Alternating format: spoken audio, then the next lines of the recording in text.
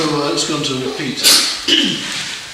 Captain Peter Kimmerly. I just finished a 41-year sea career, 30 years as master, the last 10 years as senior master of this route. Thank you very much for coming. I really like the opportunity to have a look at the Coastal Ferry Act. When I first read it in 1992, I said, this is one evil act. I think it has two purposes. First, let me back up. Ferries has been dominated by three very powerful men. The first one, William Andrew Cecil Bennett, and he created the best fleet. Now, this book was written about people just oozing with pride of the finest ferry fleet in the world. And there's one sentence I want to read you out of here. W.A.C. Bennett brought new meaning to the word stubborn. He was unmovable, and the carcasses of those who begged to differ with him litter 3 decades of British Columbia history. The next one was Glenn Clark. He decided he wanted a piece of this action and wanted to build some aluminum boats. They were beautiful ships from a politician's point of view. $1.4 billion went in money in circles in the province. They were a dismal failure operationally. The government wanted to distance themselves from ferries. Now, David Hahn is the third one, and I'm pleased to say I don't mind that he's retiring. He's done some beautiful things. I believe the Coastal Ferry Act has some huge successes and some huge failures. The successes are those big new boats. The first meeting I had about 2 weeks after David Hahn was there, I says, can we please put on the drawing board, no, the way I described it, could we please articulate our vision of a new minor vessel in some drawings for a new minor vessel? He said, no, we're going to look after our core business first. I'm still waiting. They haven't even considered a new minor vessel, and it is at least a dozen years overdue. The newest minor vessel is Quinitza, 1977. We've got a ship built in 1958 over at Texada. We've had at least 2 ships condemned by the Coast Guard, which means they say you will not move this ship 1 more mile until you do some welding on it. The North Island Princess, the hulls were going to fall apart. There was nothing holding the 2 hulls together. The Coloki, 10 years ago, the cardeck came loose from the frames, and it had to be completely welded before it was moved 1 mile. And we're still using that ship, and we're asking it to work all winter now. And then the next thing I'd like to talk about is fares. Well, first, geography. Unfortunately, we live between Victoria and Port Hardy. We have to pay dearly for fares. If we live north of Port Hardy, the government would kick in a huge big subsidy to keep the fares normal. If we lived east of Vancouver, the fares would be absolutely free because highways decided so. If we lived south of Victoria, Washington State Ferries would buy our hardware for us, and all we would have to do is operate it. So why are we so disadvantaged just because we live between Victoria and Port Hardy? It doesn't make sense to me. The fares are declining, and you can look at the declining numbers. And for Hornby and Cortez, it is distinctly different. The slope is way steeper because every time the fares go up 8.5%, we get hit twice because there's 2 ferries. When you go to Port McNeil, they ask you, which island do you want to go to? Same price. You go to Ladysmith, which island do you want to go to? Same price. You go to Buckley Bay, which island do you want to go to? If you say Hornby, it is double the price. I say we should run the ferry from Hornby around the bottom of Denman just to show how stupid it is. That's what's happening now. Let's look at fuel. The fuel surcharge was $7 and something per car. It costs $14.71 for a round trip on the Coloki. The first 2 cars pays the entire fuel. The remaining 28 cars pays the entire fuel 14 more times. I suggested that we go to a per mile rate. They said, no, Route 6 is treated this way. 12,000 cars a year, a month. That's $84,000. The whole fuel budget for the year is only $200,000. So it was paying the fuel many times over, and it was designed to help pay the fuel. It's because the route was only 1.5 miles long, the fuel surcharge formula in the Coastal Ferry Act was flawed, and it soaked us big time. And what's happening, David Hahn first came in, was good. First I hated him, then I liked him. He had some good ideas. He's got a backbone. He doesn't, he's doing his job. He's keeping the government away from ferries. And I think his next biggest job was remove every single tooth from the BC Ferry and Marine Workers Union. And he's done that very effectively. I believe Section 69, which is the alternate service provider, was not designed for competition. I believe it was designed to keep the ferry workers and Marine Union on edge, and it's done a very effective job at that. Like, they have to go around at each route and say, oh, let's see if someone else can do it cheaper. Everybody, you know, ferry workers have mortgages. They were worried about it. Right now, on Denman, with this cable ferry, everybody's worried about it. It's designed to keep the union on edge. A couple of months ago, the engineers marched on Fleet House. Now, what they're trying to do is make it so if there is job action, the managers can run a ship. And there's so many managers now, they are able to do that. So they were trying to exclude the chief engineers, and the chief engineers were saying no. If you go on some websites, there's one website that says, rate your employer. You'd be absolutely shocked at what people are saying at ferries. And the way I came from that is, this company hates its employees. It's at war with its employees. So, like, there was some good times with ferries, and that's what this book describes. And then there was some bad times with the Fast Cat. And then there was some good times when we were building all these new ships. And now I think we're in another dark period where they're trying to kill the union. And I don't think it's working very well, because what's happening now is, I call it the Walmartization of ferries. The attitudes are changing. Like I said before, the people are so pressed to save money, they're doing it now at the exclusion of common sense. They're cutting maintenance budgets down. The Burnaby had $10 million cut off, but we have to fix this. Tough cut. We had, about a month ago, Coloki, one compartment filled with water. There's leaking valves. A couple of times, 3 compartments have filled with water. They're leaking valves, and the maintenance is not getting done. These ships are old. Does anybody know anyone that's still driving a 1958 car? When you get a car that's that old, the list of things that's wrong with it grows exponentially. That's why it costs so much to maintain these ships. They're too damn old. We gotta get some new ships. So my solution to this is convince the government that it does not make sense, the business model doesn't make sense unless the government supplies the hardware, and then let the people run them. Like, to have a ship condemned is pretty bad this time of year. And customer service used to be a big kind of buzzword about 10 years ago. I haven't heard that in about 4 years. Now it's saved money. So that's my solution, is get rid of these route groups for a lot of the categories, fuel namely one huge one, and have the government somehow kick in for the hardware, and then let ferries run it, and then I think it could be sustainable. And Hornby and Cortez need some kind of break on fares, because it's not sustainable the way it's going right now. I'm surprised our public school is still open. I think they got 24 students. Thank you. Thank you. I'd like to ask a question, Mr. Sure. In your view, is it practical to think that you could standardize the design of a vessel for all minor routes? Not quite. Please speak up. I'm sorry. I asked him if it's possible to standardize the design of a vessel for all the minor routes. Not quite, but you can make classes, which makes huge sense. Right now, ferries has diverged to the stage where there's ships that are just too specialized and they're stuck where they are. Quinnis is a perfect example. It works beautifully over on Denman. It is underpowered and it doesn't have enough propeller immersion to work at Hornby in the wintertime. And they keep suggesting to try it over here. It won't work in the wintertime. Yes, I designed one. I called it the Cedar class. I made a model of it 12 years ago, and it's circulated around. It's in Fleet House still.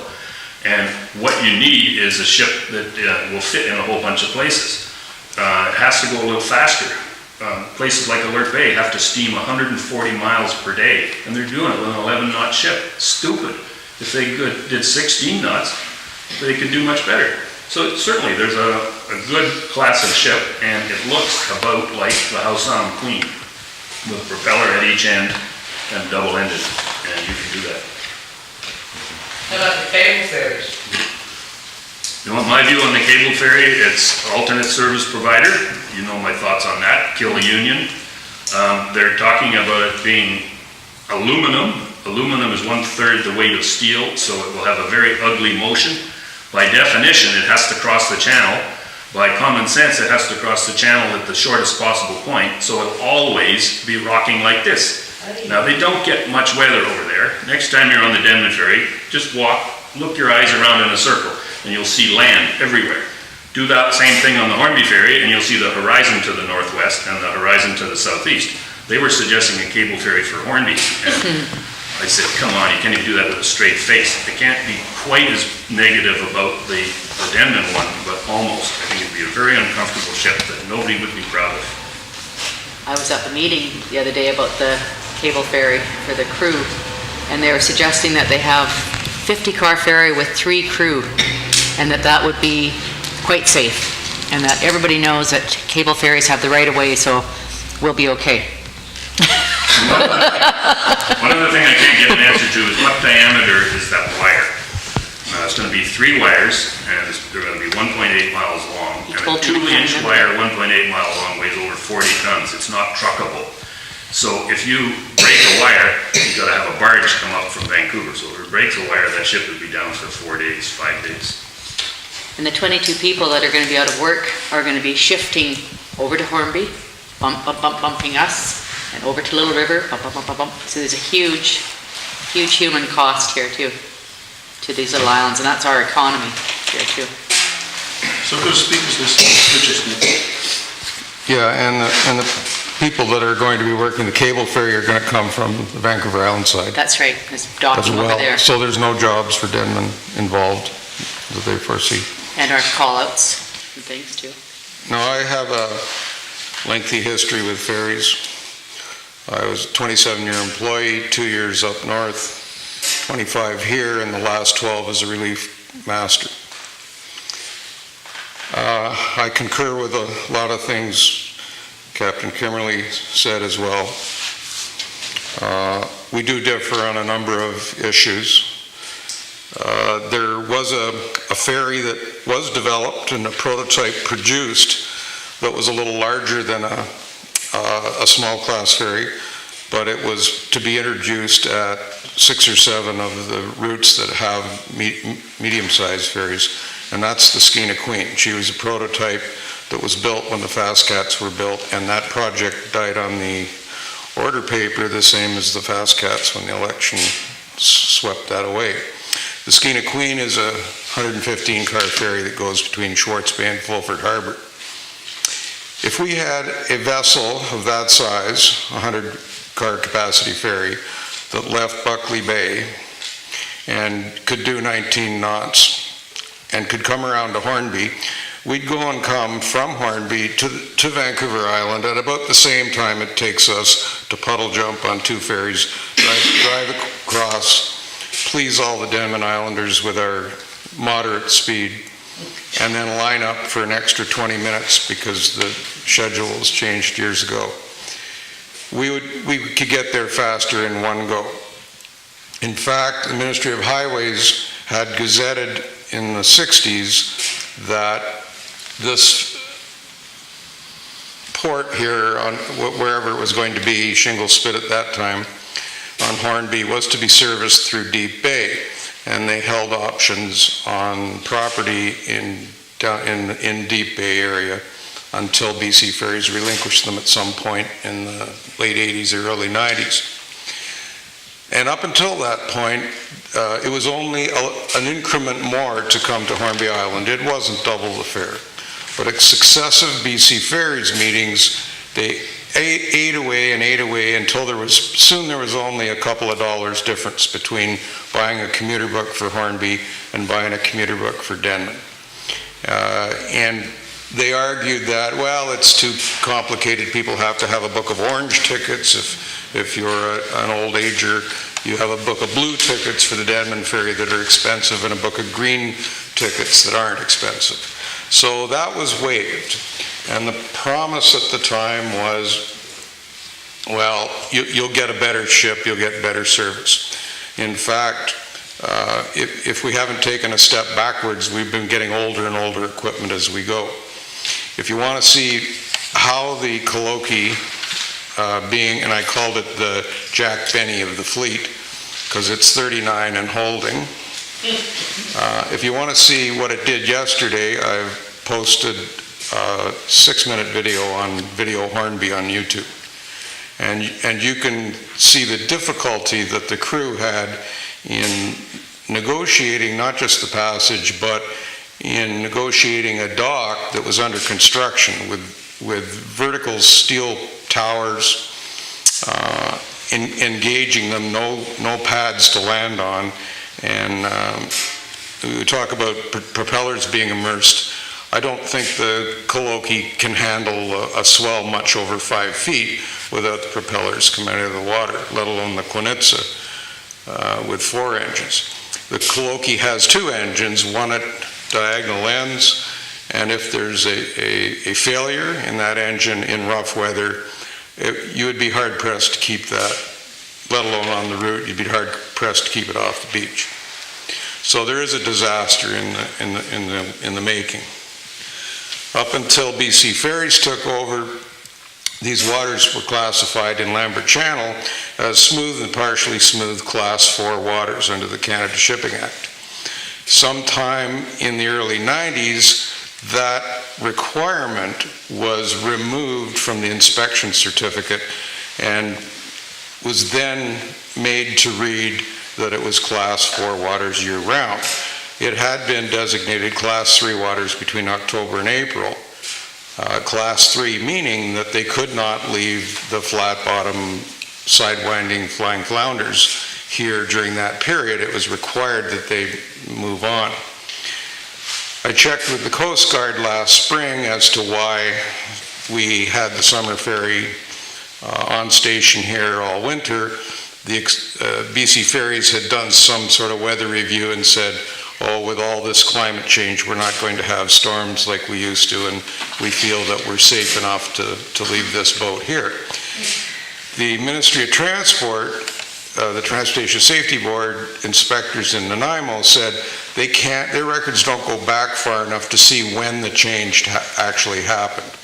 But it was declassified, and his words to me were, well, even though they would have the right to leave the summer ferry in place all winter, they'd be foolish to do so. Those were his words. And I said, well, I don't know why you fellows don't have some follow-up. Now, Mr. Hahn, when he was appointed, we'll go back to one of Pete's points, I was one of the rusty nails that he was looking for in the union. I was the president in the end. I was the president and vice president of many locals up into the 90s, at which time I was represented nearly 700 officers in the entire fleet. So twice a year, at least twice a year, I'd be at every terminal, on every ship, in every engine room, and on every bridge. And I can tell you that what you don't hear in the news, just as an example, is that David Hahn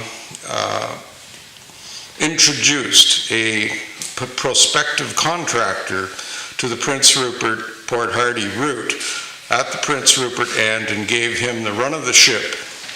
And the rest of the crew were told that they were to allow this guy into all the crew spaces and anywhere he wanted to go. And the reason being that he was there with a view to surveying what could be an application to remove it from the BC Ferry Service and turn it over to the private sector. That happened to coincide with the night. That upset the crew tremendously. There was little meetings on board about what they were going to do about this guy, and they decided that they were going to see what he did. Well, that was the same night that the Queen of the North sank. So if you want a little background to Mr. Hahn's involvement with the Queen of the North, that's the one link that I'm aware of from talking to the crew that worked up there. They couldn't get a word out of some of the crew. Mr. Hahn, if he'd been Prime Minister or Cabinet Minister in my day, and even up until recently, should have had the grace to resign or retire with deaths on his watch. He continues, and what we're paying for are the accounting at the 7-figure executive level. They're looking well after their own needs, and they're not looking to ameliorate anybody here. Now, Judith, when she came here, she must have been here before me, because 10 cents was the walk-on passenger price, but it was $3.20 for a car and driver. So in my view, the rates have gone up 20-fold. There is a family now that wants to come to the beach, that lives in Comox Valley, that likes these beaches, used to pay $13, $14 to come for an afternoon at the beach. Now that's a $100 bill, and they're not coming. This Christmas craft fair here is dead. The one at Denman is still going because people can walk on the ferry for $11.25 or something, which used to easily bring your car over. Interesting to have this meeting. It's 10 years too late, and there are 5 or 6 operations that if you're going to have an investigation on ferry systems, you need to start here at home, because I can think of 6 operations that have larger ferries, bigger routes, bigger budgets, more employees, and carry more passengers than this one, and they're absolutely free. And when there's a fuel surtax put forward and a fare increase, well, the increase on zero is zero. And as far as fuel tax and surtaxes go, I think Pete's right. The first 2 trips in the morning, in the summer, would pay for the fuel for the whole day, and all day would pay for the whole week. Not just the increase in the fuel, but the whole fuel bill. I mean, we were both there every week when the tanker would come down and fill a tank, so we know how much fuel we're using. In reference to people that say, oh, you can't leave Hornby, it's too much fuel to go all the way around to Buckley Bay. Well, it's 14 miles on my chart, and the ferry that was here last year, is the winter ferry, was charging, if you pay for car and driver cash to come over from Buckley Bay to Hornby and back, you're going 5.7 nautical miles. And if you're paying what the current rate is, then that works out to be about $12.16 a nautical mile. If you take the Tay check that you're paying $12.16 a mile to go on, and 2 weeks later send it to Schwartz Bay and have it go to Saturna, Pender, Maine, and Galliano, a supplementary service, then that price per nautical mile drops to $1.68 for the farthest route. Meaning, and that's per mile, that's not a round trip, it's the same boat, it's the same crew, it's an even more expensive dock. It's busier traffic lanes. So we're getting hosed, and rather badly. If we had the Skeena Queen come up here, which is a 12-mile route, Fulford to Schwartz Bay, and this would be a proposed 14-mile route, if we had that boat, we would not take any of the Denman traffic with us. We represent about 45% of the traffic all winter that gets on a Buckley Bay comes here. During the summer, that is between 80 and 90%. So if the liftoff were on a larger ferry that came directly here, Denman Island could have the colloquy year-round and probably never overload. When the Quinitza was introduced, when it was replaced by an 80-car Quinsam, which was supposed to be the next step up for Quinitza, being a 60-car ferry, the 60-car ferry Quinitza was in operation up here for 5 or 6 years, and there was a hue and cry over the logging trucks taking up the mid-space and crowding out the rest of the cars. People from Hornby complained that they were put off onto the side lanes, and it was tight and they couldn't get out of their car. So the answer was to take that 5-lane ferry and cut it down redraw the lines and cut it down into 4 lanes. It had been introduced as a 4-lane ferry in Nanaimo, and was insufficient at 48 cars. So they took the sidewalks out. Captain Bram Moothorn, after a year of service, took the sidewalks out, put in the 5 lanes, and it ran that way when it got to Denman for at least 6 years. They went back to 4-lane loading with the promise to Hornby Islanders that there would be double trips. Well, I don't know whether the engines aren't taking their Geritol. A double trip over there might mean 3 trips in 2 hours. And with all the crew breaks and schedule delays now, virtually double trips don't happen. Yes, do they have the option to 5-lane load? They don't. They can ignore the lines, and when they're going to leave 3 or 4 cars behind on the last sailings at night, they could. The mate could dovetail all the cars on easily. And it's simply a matter of selection. But people were getting so upset that they were getting out of order that they had to use the 4 wide lanes, and you can practically stretch out and sleep head to toe between the lines of cars on there. So is the Quinitza the ferry for them? Maybe not. Maybe they only need the colloquy if they don't come here. They spent, I don't know how many, close to $3 million refitting the dock a few years ago. And the end result was that they had 2 docks. And the engineering superintendent at that time, Mark, that worked on this ferry, told me, he says, well, we're going to hang on to that extra dock because we're always parking extra ferries there, and we need the second berth. But for $10,000, the Ferry Corporation was not willing to maintain it, and so it was given over to the contractor Sawchuck to salvage. So it's not there. A few months later, the Gravelly Bay terminal was out of service. This ferry, the Taycheck, went all the way around to Buckley Bay, attempted to dock at the new facility, and for $3 million it wouldn't fit. It wouldn't fit bow first, it wouldn't fit stern first. So the people that had been lined up for the ferry at 6 o'clock in the morning to get on at 7 got to Buckley Bay at 10 but couldn't go ashore. They were sent to 10:30, they were sent over to Denman West to get off there and get back on the Denman ferry, at which point they were told to get to the end of the line and waited 2 more sailings. It was afternoon till anybody from Hornby reached Courtney. With a one direct route, there'd be an advantage that,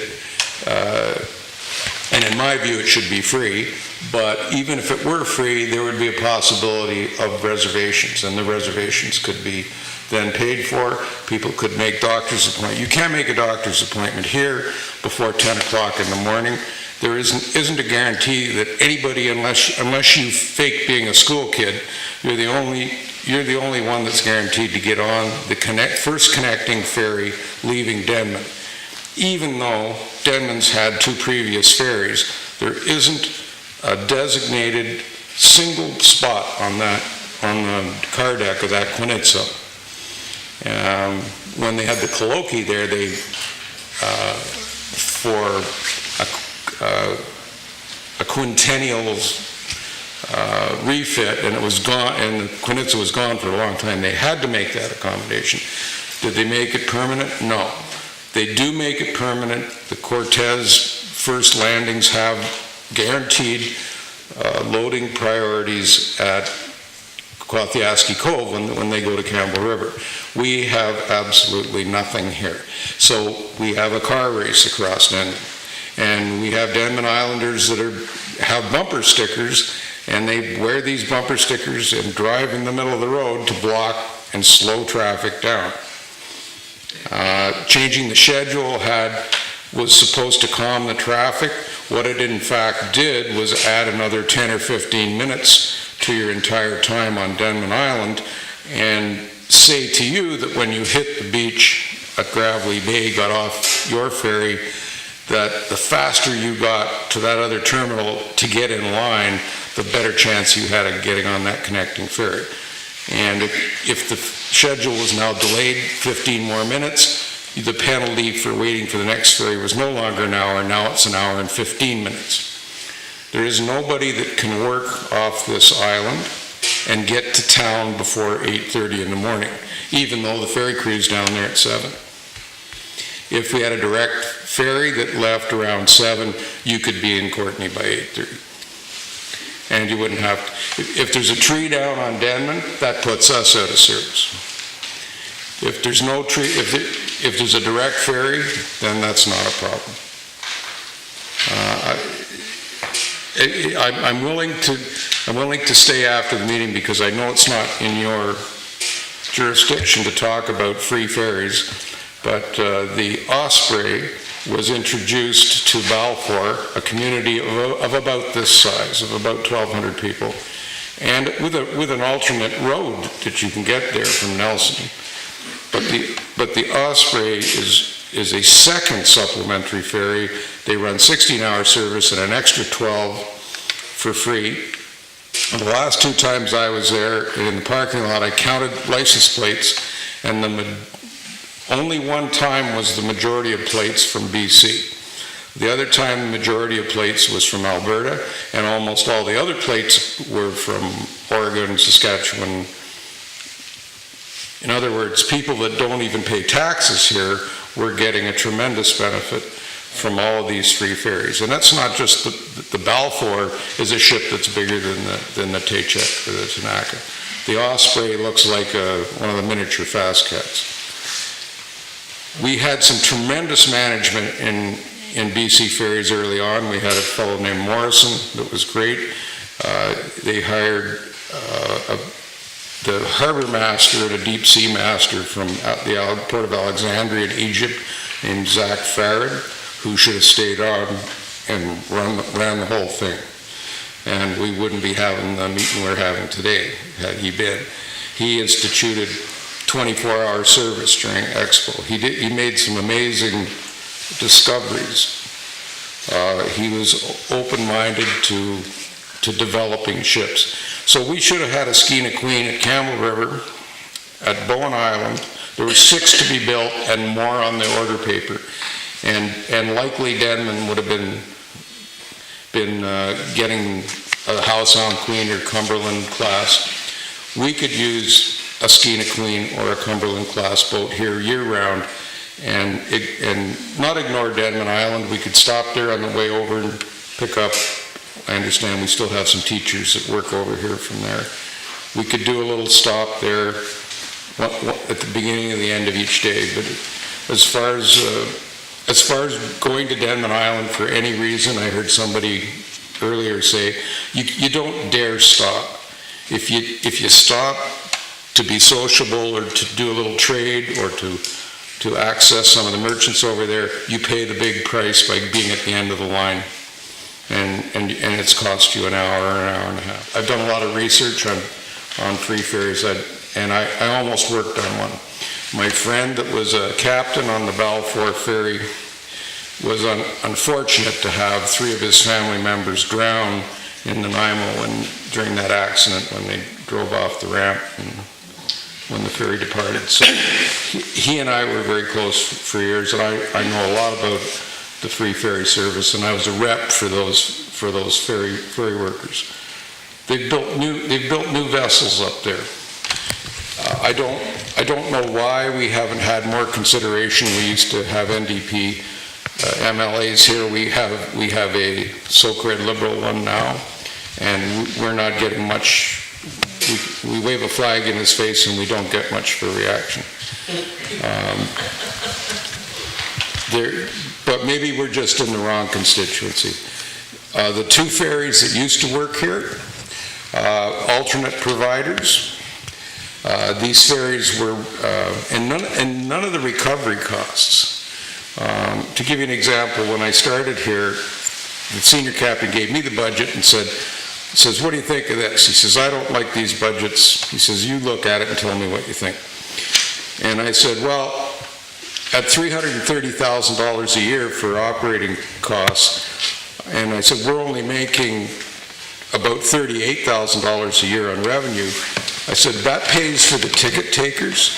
I said, but that's not replacing any of the operating costs. I said, it's 11%. When BC Ferries took over and jacked the fares up 4-fold, At the end of that 2 years, the recovery on operating costs had only risen to 34% from 11. So if you extrapolated that result to break even on operating costs, you would be looking at 10 times the fares. And they're close to that now, but we're not talking about refitting the terminals. This whole refit's going on without the benefit of your review. Who knows what they're doing or what looks like they're building it for the Queen Mary right now. But we don't know. Nobody, this committee was supposed to be researching what was to be done here, and it's already happening. We have no ferry next month and a barge for a little while.